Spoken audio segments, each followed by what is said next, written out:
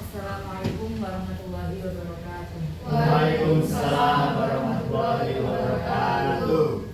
Bismillahirrahmanirrahim. Bismillahirrahmanirrahim. Bismillahirrahmanirrahim. Wa yassir amri wa hlul 'uqdatam min lisani yafqahu qawli. Amma ba'd. Yang terhormat Ibu Andi Widiawati SPT SD selaku Kepala PT SPT Budok. Yang saya hormati Bapak Ibu Guru PT SPT Budok.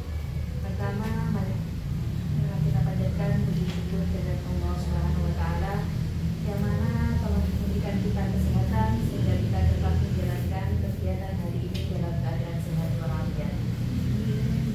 Kedua kalinya sholawat dan salam semoga dapat kita curahkan kepada junjungan kita Nabi besar Muhammad sallallahu alaihi wasallam yang kita nanti-nantikan syafaatnya yaumil kiamah.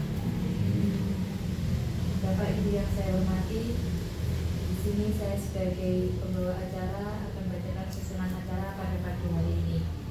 Yang pertama pembukaan, yang kedua sambutan, yang ketiga penyampaian materi, yang keempat tanya jawab, dan yang terakhir doa serta penutup. Marilah kita awali acara pada pagi hari ini dengan bacaan pembuka kita. Kiranya bersama Rasulullah Al-Fatihah.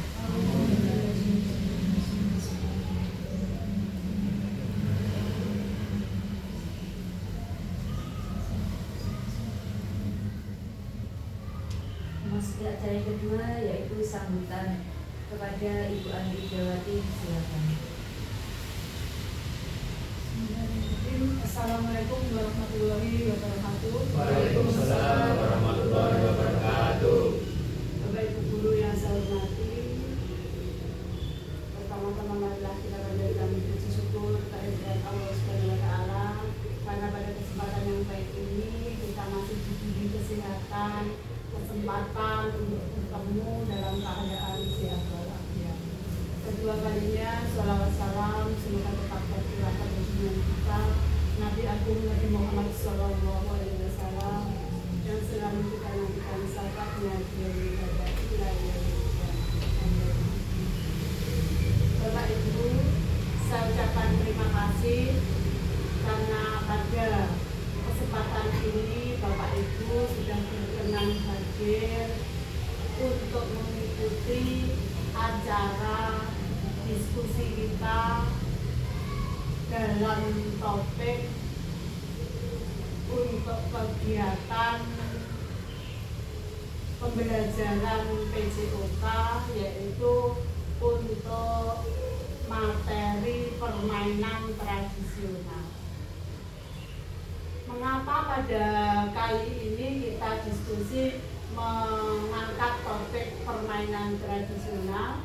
Karena untuk permainan tradisional ini perlu untuk dilestarikan agar peserta didik kita tidak ketinggalan dan mengetahui apa permainan yang kita terima waktu kita kecil dulu.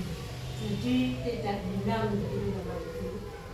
Untuk permainan tradisional nanti penyampaian materi untuk pemandu diskusi nanti akan dipandu oleh Bapak Ibu yang lain. Untuk pematerinya nanti akan disampaikan oleh Bapak Aditya Bagus Arimbawa selaku pengajar mapel PJOK. Untuk peserta diskusi dari kelas 1 sampai kelas 6 dan guru mapel nanti dipersilahkan untuk memberikan saran, memberikan usul agar untuk kegiatan permainan tradisional di UPT SD Negeri Budok nanti bisa berjalan dengan lancar dan bisa memilih apa permainan yang tepat untuk anak didik kita. Kiranya cukup itu Bapak Ibu untuk diskusi bisa dimulai, dan nanti pemapar materi kami persilahkan untuk Pak Adit untuk memaparkan dan yang lain untuk support dan memberikan tanggapan. Itu Bapak Ibu, dari saya ada kekurangan, mohon maaf. Saya akhiri. Wassalamualaikum warahmatullahi wabarakatuh. Waalaikumsalam warahmatullahi wabarakatuh. Pada Ibu Ani sampaikan terima kasih. Acara selanjutnya yaitu penyampaian materi kepada Bapak Aditya. Silakan. Terima kasih atas waktu yang telah diberikan saya. Saya hormati Guru Kepala Sekolah Ibu Ani Widiawati, serta Bapak Ibu Guru yang saya hormati. Di sini saya akan menyampaikan tentang materi saya, yaitu tentang meningkatkan kebugaran peserta didik dengan permainan tradisional di UPT SD Gudok. Latar belakang saya membuat ini adalah satu, pertama, tantangan di era digital di mana peserta didik saat ini itu lebih banyak menggunakan gadget daripada bermain permainan tradisional. Itu akan berdampak secara tidak langsung kepada kesehatan fisik dan juga interaksi sosial mereka. Kemudian yang kedua, pentingnya permainan tradisional, yaitu permainan tradisional memiliki manfaat dalam meningkatkan kebugaran fisik, kecerdasan motorik, dan juga kerjasama tim. Kemudian tujuan program tersebut adalah meningkatkan kebugaran peserta didik, mengenalkan kembali permainan tradisional, dan juga sebagai sarana untuk mengalihkan perhatian peserta didik pada gadget. Kemudian tujuannya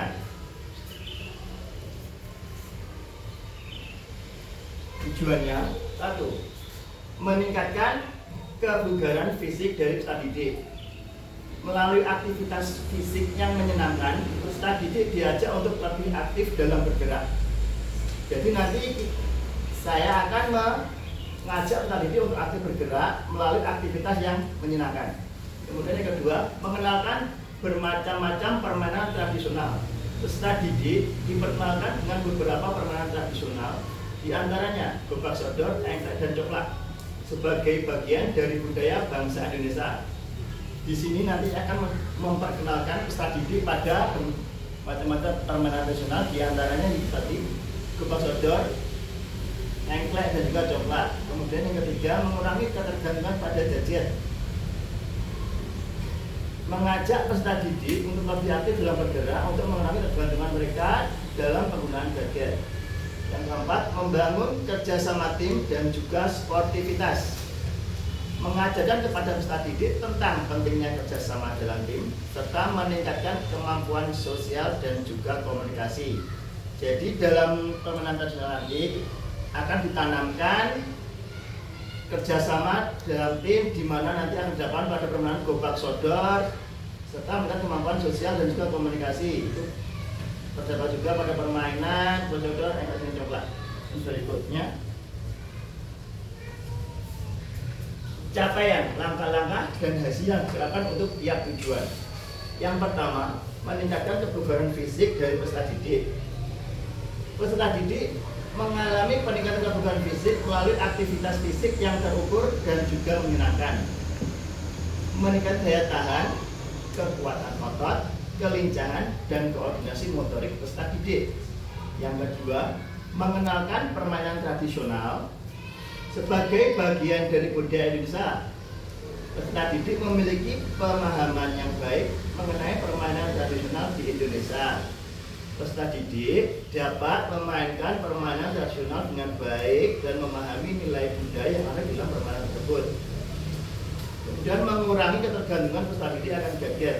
Peserta didik lebih tertarik untuk beraktivitas fisik dan juga bermain bersama teman-teman mereka daripada bermain dengan gadget. Peserta didik akan lebih sadar akan pentingnya kegiatan fisik untuk tubuh.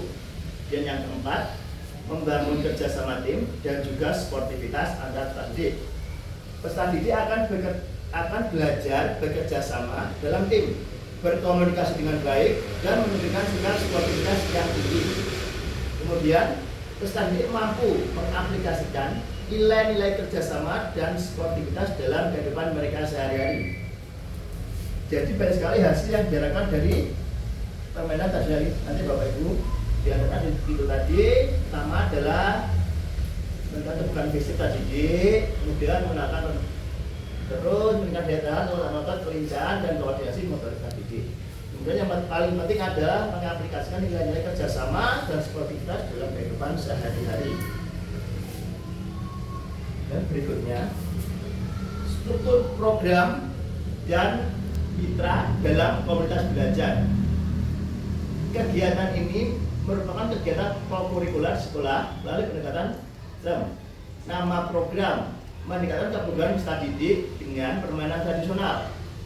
Dan deskripsi programnya yaitu program ini dirancang untuk memberikan pengalaman praktis dalam bermain permainan tradisional Indonesia, di antaranya seperti gobak sodor, egrang, dan juga congklak. Program ini mempunyai tujuan untuk meningkatkan kebugaran fisik peserta didik, mengurangi ketergantungan mereka pada gadget, serta mengenalkan dan juga melestarikan permainan tradisional yang saat ini mulai terkikis karena peserta didik itu lebih cenderung bermain gadget daripada permainan tradisional yang lebih mengutamakan gerak. Kemudian program ini diselenggarakan dalam bentuk program kurikuler yang akan dilaksanakan pada hari Sabtu pagi. Jadi ini nanti akan dilaksanakan setiap Sabtu pagi. Setelah senam, kegiatan ini merupakan bagian dari kegiatan ekstrakurikuler yang mendukung pembelajaran di luar kelas dengan fokus pada pembelajaran aktif, fisik, dan sosial. Kemudian skala program atau kegiatan, target populasi. Target peserta didik yaitu siswa kelas 4, 5, dan 6 SD. Program ini akan melibatkan peserta didik dari kelas atas di sekolah dasar atau kelas 4, 5, dan 6. Kemudian usia peserta didik diantaranya adalah rentang usia 9 sampai 12 tahun. Kemudian skala program, total peserta didik yang terlibat kurang lebih 50 orang peserta didik atau total seluruh peserta didik mulai dari kelas 4, 5, dan 6. Kemudian frekuensi program dilakukan setiap hari Sabtu pagi setelah senam selama kurang lebih 3 bulan atau 12 kali pertemuan.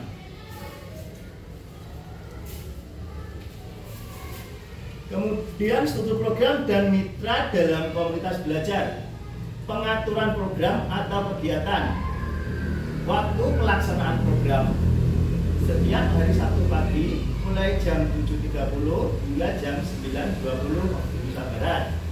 Tempat halaman sekolah atau tempat olahraga UPT SD Negeri di Blok. Kemudian fasilitasnya halaman atau lapangan terbuka yang cukup luas untuk melaksanakan permainan seperti gobak sodor, egrang, dan juga congklak. Kemudian ruang kelas yang akan digunakan untuk kegiatan refleksi pembelajaran, teori, dan juga diskusi yang dilakukan setelah permainan. Kemudian alat permainan seperti egrang, congklak akan digunakan oleh sekolah. Jadi selain kita nanti berada di halaman sekolah, kita telah membutuhkan ruang kelas sebagai nanti penyampaian materi juga untuk kegiatan refleksi setelah kegiatan. Kemudian teori dan juga diskusi yang dilakukan setelah permainan. Kemudian alat-alat seperti egrang dan juga congklak nanti akan berusaha saya sediakan. Karena nanti gobak sodornya tidak memerlukan alat, jadi langsung ke lapangan kerja. Kemudian jadwal pelaksanaannya yaitu program ini akan dijalankan setiap hari Sabtu dan dimulai pada bulan Januari semester mendatang. Kemudian anggota komunitas belajar dalam sekolah yang berkolaborasi dalam program atau kegiatan. Yang pertama, guru olahraga mempunyai peran sebagai pengelola dan juga sebagai fasilitator utama dalam program tersebut. Kemudian yang kedua, guru kelas mempunyai peran mendukung dan mendorong peserta didik untuk berpartisipasi aktif dalam kegiatan serta memberikan dukungan moral dan juga motivasi pada peserta didik. Yang ketiga, peserta didik ini yang penting mempunyai peran.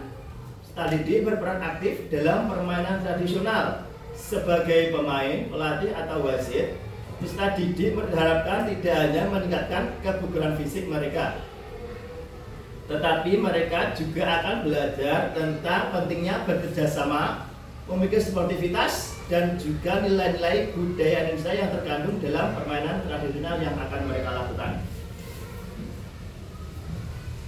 Kemudian berikutnya, permainan tradisional yang digunakan. Yang pertama, gobak sodor.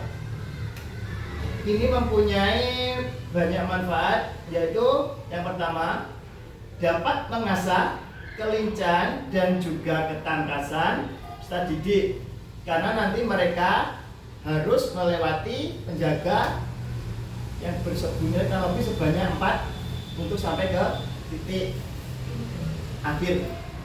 Kemudian meningkatkan kerjasama tim dan strategi dalam permainan, karena ini butuh strategi, di mana nanti satu tim harus saling bekerja sama supaya mereka dapat menyelesaikan permainan dengan baik. Dan yang kedua, permainan egrang, melatih keseimbangan tubuh.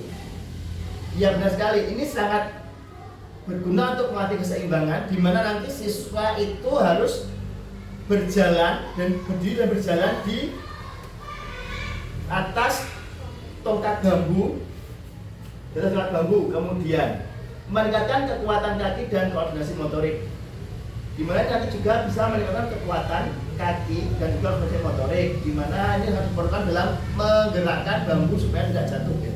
Kemudian yang ketiga adalah permainan congklak atau dakon, di mana nanti dapat mengasah kemampuan berpikir logis dan juga strategi. Ini sangat diperlukan karena nanti peserta didik itu akan berpikir bagaimana cara saya dapat mengalahkan lawan saya. Strategi mana akan saya pilih itu akan didapatkan dari permainan congklak. Kemudian yang ketiga juga dapat memberikan konsentrasi. Kemudian kapasitas yang dimiliki kelas atau sekolah. 1. Kapasitas sumber daya yang dapat dilakukan penerapan program akademi. 1. Sumber daya manusia, di mana ini nanti terdapat guru dan juga peserta didik. Kemudian fasilitas terdiri dari fasilitas halaman sekolah, kelas, ruang kelas, juga peralatan, di mana nanti kita menggunakan peralatan untuk medianya, yaitu papan congklak yang nanti dari plastik, kemudian dan juga egrang nanti bisa dibuat dari bambu dan kayu. Kemudian waktu dan jadwal nanti kita lakukan pada hari Sabtu mulai bulan Januari, setiap Sabtu jam 7.30 sampai jam 9.20. Kemudian fokus pada penggunaan sumber daya yang ada. Implementasi aset based thinking. Yang pertama, pemanfaatan kapasitas guru. Yang kedua, pemanfaatan fasilitas yang ada, pemanfaatan alat permainan, waktu yang tersedia, dan juga komunitas sekolah. Jadi banyak sekali aset-aset yang bisa dimanfaatkan Bapak Ibu, diantaranya dari itu tadi aset sumber daya manusia, banyak juga waktu pemanfaatan kapasitas guru, pemanfaatan kapasitas yang ada, pemanfaatan alat permainan, dan komunitas sekolah. Kemudian rencana evaluasi yang didapat adalah 1. Sumber evaluasi. Untuk evaluasi akan melibatkan berbagai sumber informasi dari peserta didik, staf, dan anggota komunitas belajar dalam sekolah. Jadi nanti evaluasi kita akan melibatkan peserta didik, staf guru, dan juga anggota komunitas belajar dalam sekolah. Kemudian alat pengumpulan data. Untuk melakukan evaluasi yang komprehensif, berbagai alat pengumpulan data akan digunakan yang mencakup metode kualitatif dan kuantitatif. Di antaranya 1. Melakukan wawancara atau interview pada peserta didik dan juga rekan guru. Kemudian survei yang dilakukan pada peserta didik dan juga rekan guru. Refleksi dari peserta didik mengenai apa yang telah dilakukan. Observasi pada peserta didik. Kemudian tes fisik atau physical fitness test pada peserta didik. Dan kemudian kemungkinan tantangan yang akan dihadapi. Yang pertama, kurangnya antusiasme peserta didik. Tantangannya banyak peserta didik saat ini lebih tertarik pada gadget dan permainan digital. Mereka mungkin kurang tertarik dengan permainan tradisional yang mereka anggap kuno dan tidak seru. Solusinya nanti kita akan melakukan pendekatan pada peserta didik, pemberian penghargaan dan melakukan pendekatan yang menarik. Jadi banyak sekali tantangannya. Yang pertama adalah tentang gadget, di mana jujur saja gadget itu lebih menarik daripada tradisional. Tapi nanti kita akan berusaha untuk membuat permainan tradisional ini menjadi lebih menarik sehingga tadi lebih tertarik bermain permainan tradisional daripada memainkan gadget mereka. Kemudian tantangan yang kedua adalah pengaturan waktu yang sangat terbatas. Tantangan dengan jadwal yang sangat padat mungkin akan muncul kesulitan dalam mengalokasikan waktu setiap hari pagi untuk melakukan kegiatan ini, terutama jika ada kegiatan lain yang harus dilakukan oleh sekolah. Solusinya membuat jadwal yang fleksibel dan pengaturan durasi. Jadi nanti akan banyak sekali masalah tentang waktunya, ya. Nanti kita juga tidak tahu kapan kita akan ada undangan kapan, misal, terus ada kegiatan lainnya. Jadi ini sangat rentan sekali, tapi nanti berusaha membuat jadwal yang lebih fleksibel dan pengaturan mainannya tersebut. Kemudian terima kasih. Baik Bapak Ibu, itulah dari pemaparan materi dari saya. Kalau biasa saya mohon maaf. Monggo dilanjut untuk sesi berikutnya. Terima kasih Pak Adit. Ada saja yang ditanya jawab. Mungkin Bapak Ibu ada yang mau ditanyakan, silakan. Iya, Pak Andi, monggo. Nama saya Andi William OS PTSD. Ini begini Pak, ada ini tadi apa yang disampaikan tadi sudah ada gambaran. Saya ingin lebih jelasnya, mungkin bisa lebih disampaikan oleh Pak Adit. Apakah yang dimaksud dengan metode SEM dan bagaimana cara penerapannya? Terima kasih. Terima kasih Bapak Andi atas pertanyaannya. Baiklah, saya akan menjelaskan apa itu metode SEM dan juga cara penerapannya. Metode SEM merupakan kegiatan dari Sport Education Model. Jadi nanti siswa belajar membuat sebuah pertandingan, ya, sebuah pertandingan di mana nanti yang menjadi panitianya adalah dari siswa itu sendiri. Misal kelas 4, 5, 6 mengadakan sebuah perlombaan bola kasti, misal, ya. Nanti yang menjadi panitia itu adalah siswa-siswa dari kelas 4. Kemudian yang bermain juga dari siswa-siswa kelas 4. Kemudian nanti yang menjadi supporter, pemain, terus panitia itu pelatih itu dari siswa kelas 4, 5, dan 6 itu.